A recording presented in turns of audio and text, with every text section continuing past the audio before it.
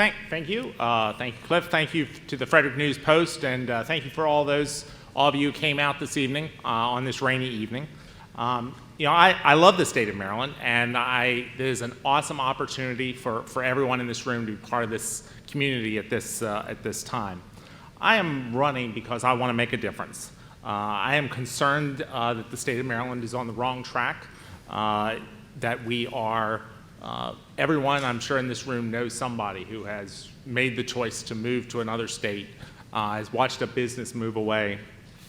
And I feel like in Annapolis, we're not focused on creating better policy, but quick fixes, and not long-term solutions. As much as fighting for you in Annapolis, I'm also looking to serve you here in Frederick County. Earlier in my career, I had the opportunity to work in a state legislative office. As much as we're talking about policy here this evening, I enjoy telling the story that I had everything from someone looking for a babysitter on one evening, calling a state senator looking for a babysitter, to someone who needed a liver transplant. The liver was ready. The doctors were ready to go on Friday, and they needed a check from DHMH to check a box, and they were told that was going to be a 2-month process. And so you never know what's going to be, and the senator knows this well, and anyone who's been in Annapolis knows this well. You never know what's going to be on that other end. So it really is a very important position in our community, and one that I look forward to the opportunity and would like to have the opportunity to serve you both in Annapolis and in Frederick County. Thank you very much. We now move on to Ron Young for his opening statements, 2 minutes. Again, thank you all for being here tonight, and thank the News Post for putting this forum on. I've enjoyed serving you for the last 4 years, and I've done my best to serve you well. I first and foremost looked out for my district, bringing home money for schools and roads. I brought home money for the Weinberg Center, the Cultural Arts Center, the Mental Health Association, the Jane Hanson Memorial, the Barbara Fritchie House, and many, many other projects. By the way, before I go on, I love Maryland too, and I keep hearing about everybody leaving. I was Deputy Secretary of the Maryland Department of Planning. Maryland, for over 40 straight years, has grown 50,000 people a year, so I'm not sure who's leaving. I passed more bills in 1 year to help Frederick County, Washington County, and the state than my predecessor passed in his entire 12 years there, and we can't afford to go backwards with candidates of no. I brought acknowledgement and respect back to our district. I worked across the aisle with Republicans and many bills that benefit my district and the state. The President of the Senate acknowledged with some concern and some admiration that I was and always would be an independent thinker and an independent voice, and would stand up for my district, my constituents, and for what I thought was right. I've sponsored bills that were the first of their kind in the country to protect students and workers' privacy on their computers. I've sponsored bills for the ag community, for local businesses. I've sponsored and received funding for the Frederick Higher Business Association. I sponsored and passed the Buy American Act. I co-sponsored education, health, environmental bills, veterans bills, arts, domestic, anti-domestic and anti-human trafficking.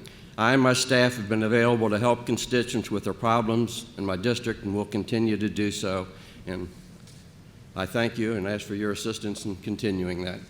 Thank you very much. We'll now move on to our Q&A round, and in order to kick that off and get us warmed up, I'll ask the first question. You'll have 2 minutes each to answer.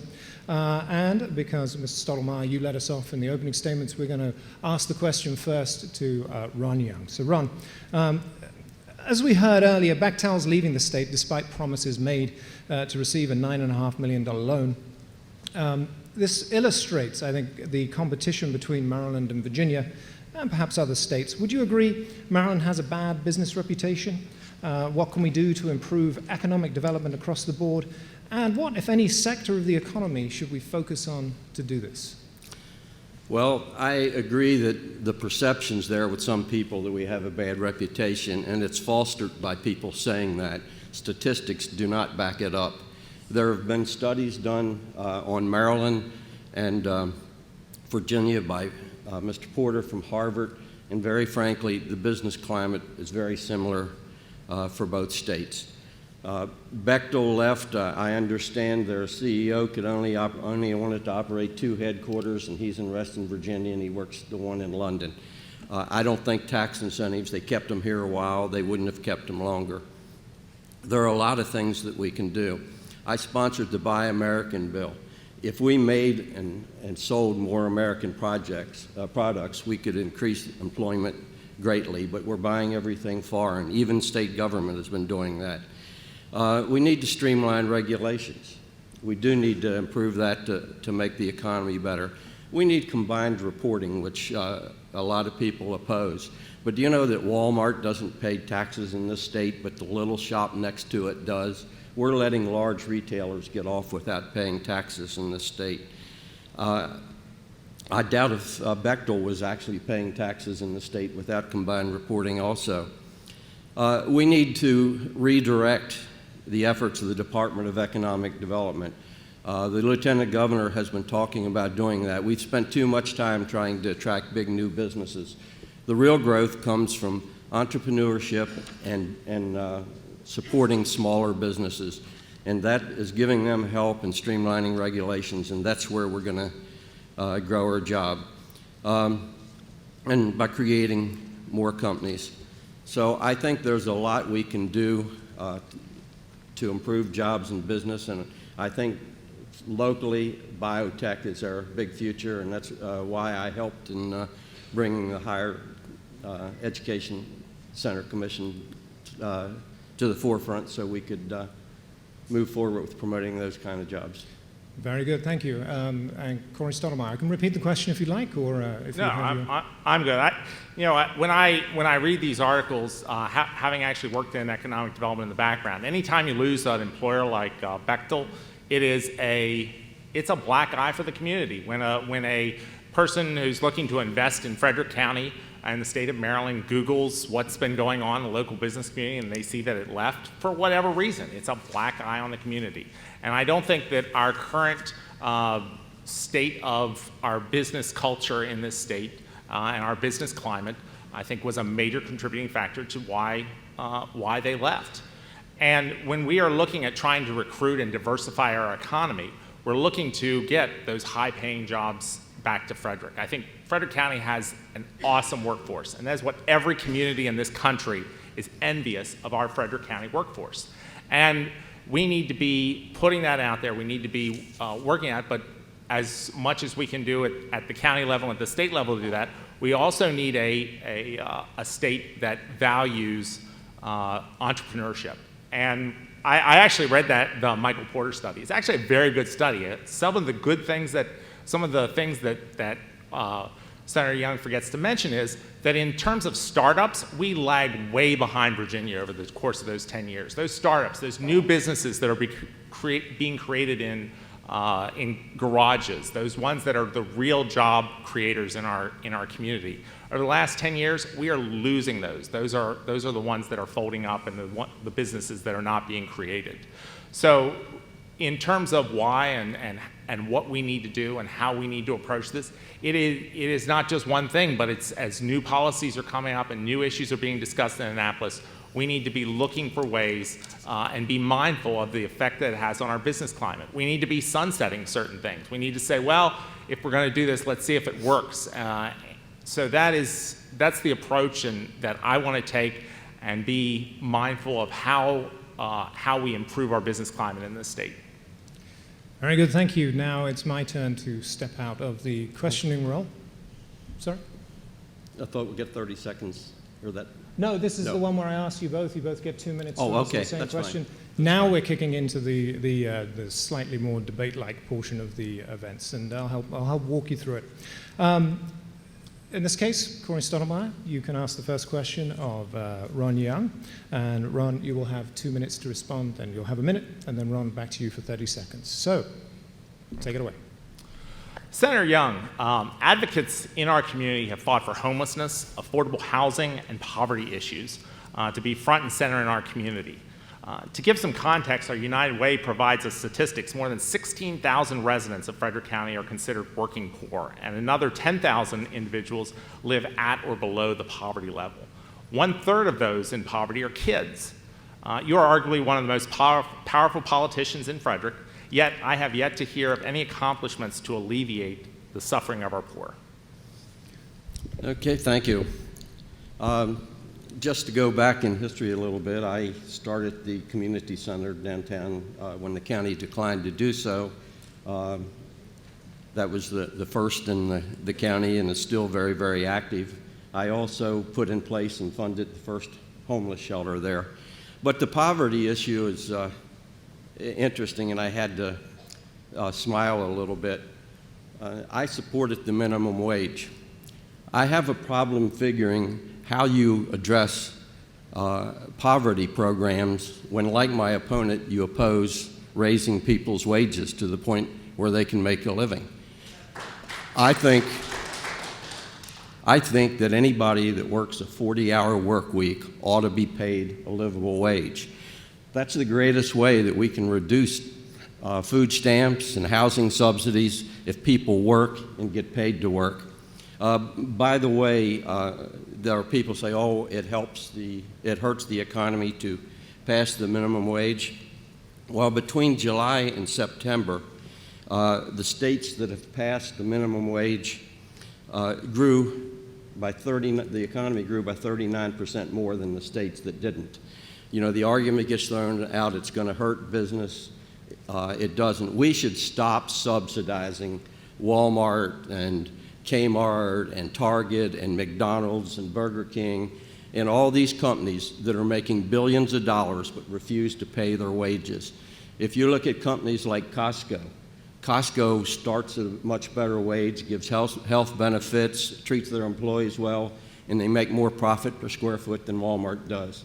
So a major part of my efforts for poverty are to really help those that need the help, but we need to create a climate where people that want to work, and most people do, can make a livable wage and come off of poverty that way. Very good. Mr. Stottlemyre, your 1-minute response. You know, there's been a lot of discussion about the minimum wage, and, you know, clearly my opponent and I disagree. And you can find studies by Harvard PhD and Princeton PhDs on both sides citing different indicators, different things about their effect on the economy. But, you know, people want to be able to work where they live, and driving jobs out of Frederick will only penalize those who are raising themselves out of poverty. It is easy to repeat talking points from Annapolis, but why not really look at the issue and consider something like an earned income tax credit, the largest and most successful anti-poverty program in the United States. This isn't a Republican concept. You know, Democratic State Senator Rich Madaleno sponsored it with bipartisan support representing Montgomery County. Where have you been, Senator, on issues like homelessness, year-round shelter, affordable housing, accessibility to healthy food? As Senator and a political leader representing Frederick, you should do more to move the needle and improve the lives of the poor. Mr. Young, 30 seconds. I'd like to go back to the minimum wage, and lots of studies have been done, but it's just like climate change. 97% of the scientists say it's there, 3% say it's not. It's a fact, it's there. 80% of the economists, and I'm talking about real economists, say that the minimum wage helps. It doesn't drive out jobs. Walmart and Kmart and Target and McDonald's aren't leaving. That's where most of the minimum wage jobs are. I have worked my whole career on those issues. Can't go into them all tonight, but I mentioned right at the beginning, created the first homeless shelter, created the first agency to work on those issues in Frederick County. Thank you. Now, Ron Young, it's time to question Corey Stottlemyre. Sure. I've looked at your questionnaires, and it says that you support education and funding education, you support pre-K, you support continuing all programs for poverty at current or increased levels, and the same benefits for immigrants. I applaud your liberalism. But then you talk about cutting taxes. Specifically, what programs are you going to cut to fund all these liberal programs, as you all like to call them, that you support?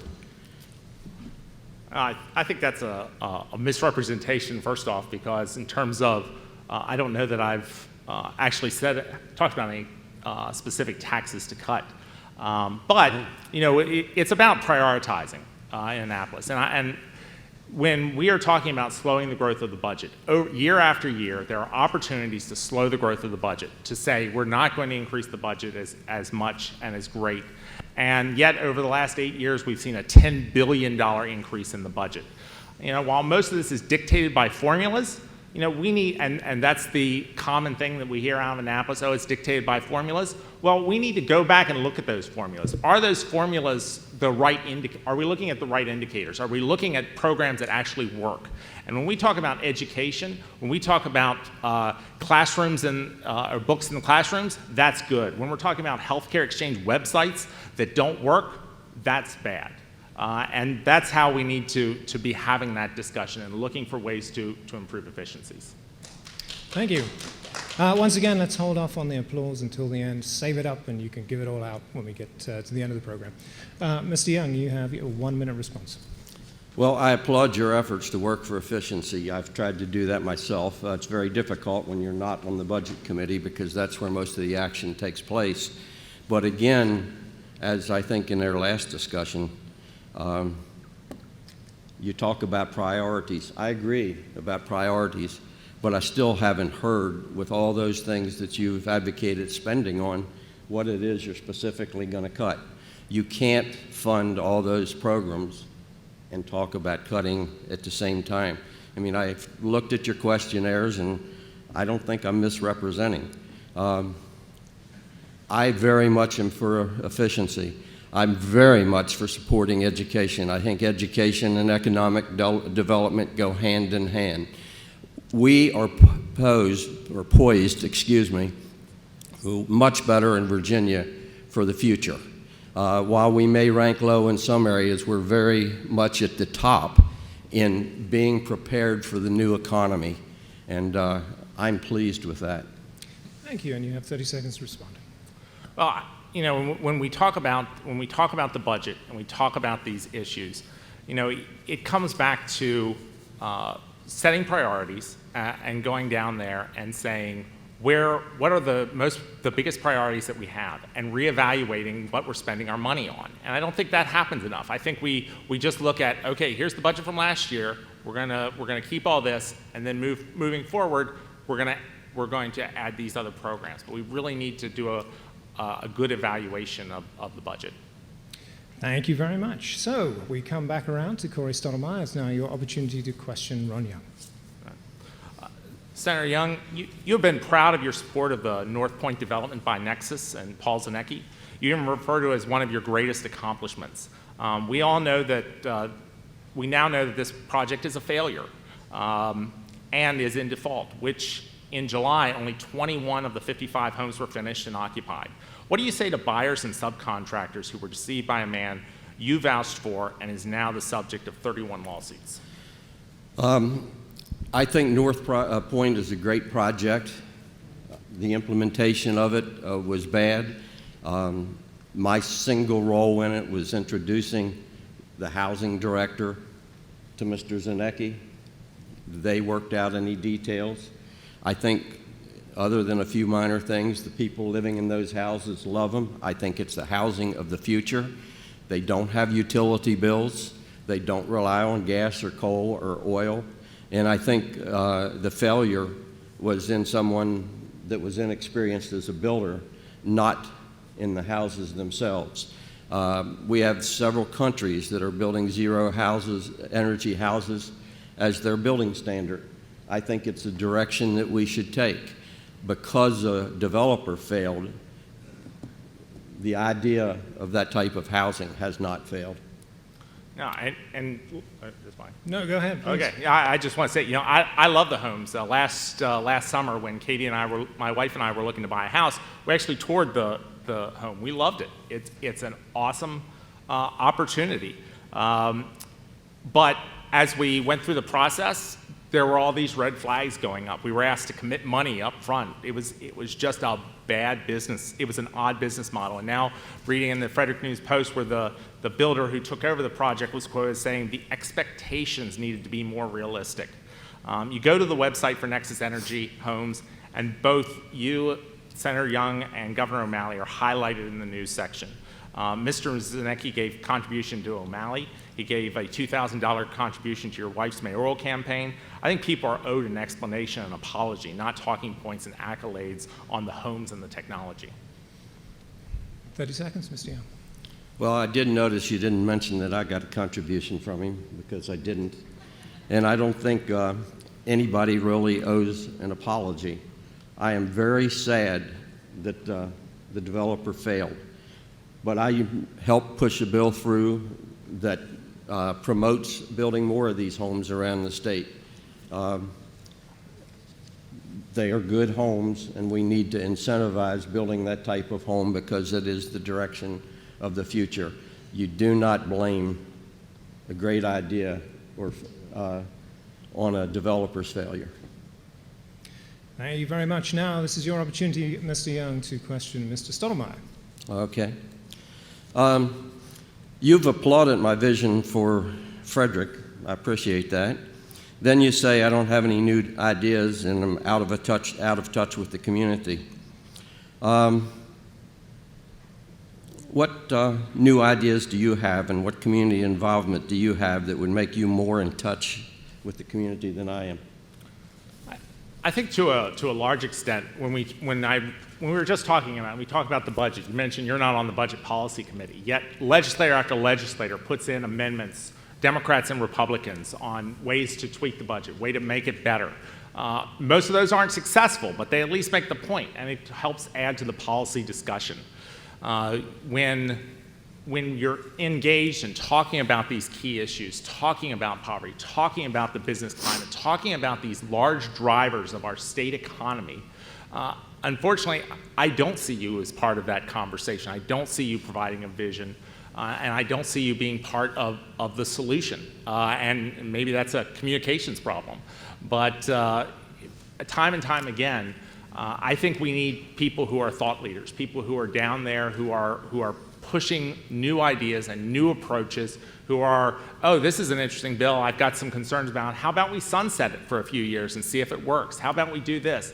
And a lot of that happens in the policy committees, and you're on EHE, you're in the Education, Health, and Environment Committee, and there are opportunities every day to be pushing new ideas and new approaches and new things. And unfortunately, maybe this is a communications problem, but I have not seen it, and I think a lot of people have not seen that vision, that same vision that you showed when you were in Frederick and said, these are the things that I want to do, and I'm going to set out and do them.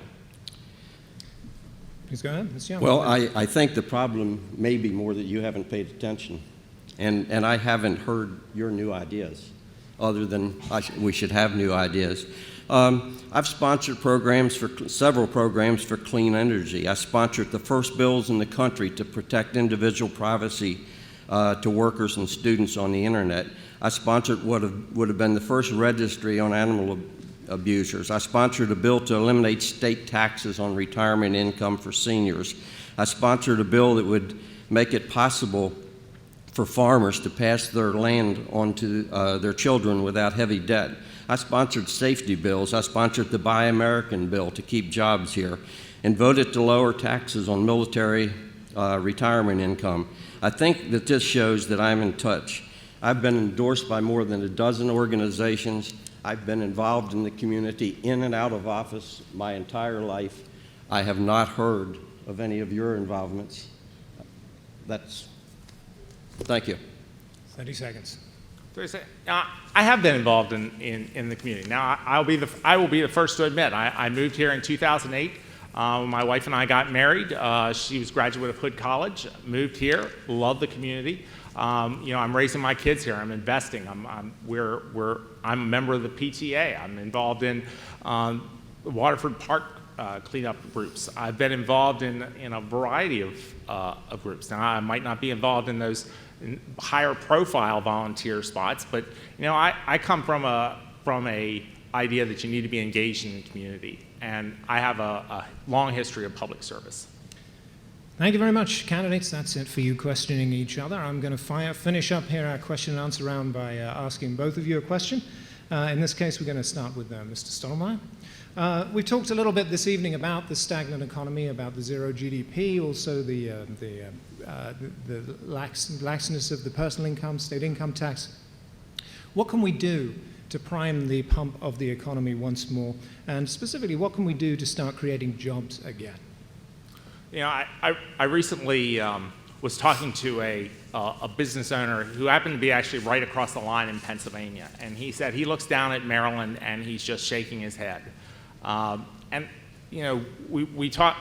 The senator talks about how we've got 50,000 people moving here. Yeah, we have 50,000 people moving here because we're right next to Washington D.C. We have time and time again we have people coming here for jobs from the federal government, jobs with federal contractors. But in terms of the quality of life, unfortunately, a lot of them aren't staying or staying on the long term. And you know, we need to really work at developing a community and a state of mind that improves and starts new businesses.